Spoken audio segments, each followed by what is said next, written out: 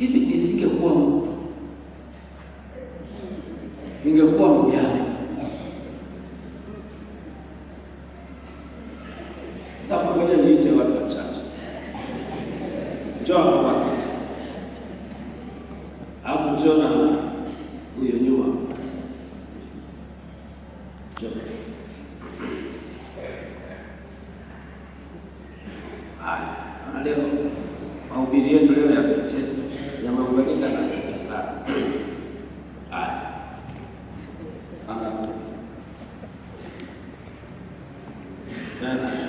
wewe hapo.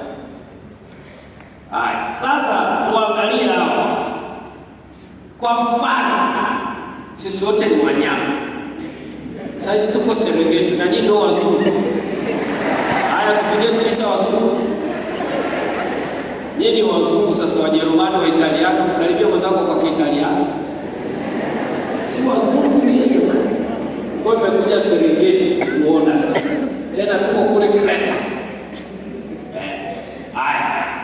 Hivi huyu asingekuwa mwanadamu kwa pamoja, angekuwa mnyama gani?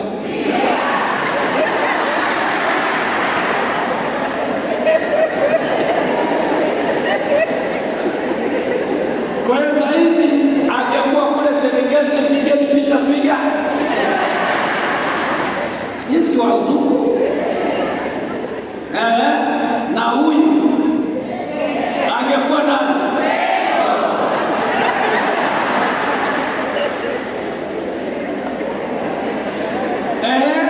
Na mimi wala mimi ningekuwa kanyani fulani.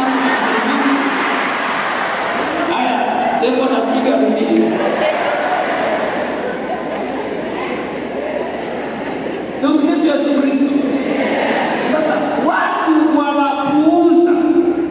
Nasikia sana. Yaani mama kanisa mpaka anapotamka kitu fulani. Hivi vyama vya kitume unaangalia kuna kwa. Sio karismati. Sijui wa watu. Sijui mama. Hivi kwa sababu wewe ni mtu. Wewe sio twiga, sio tembo, wala sio nyani.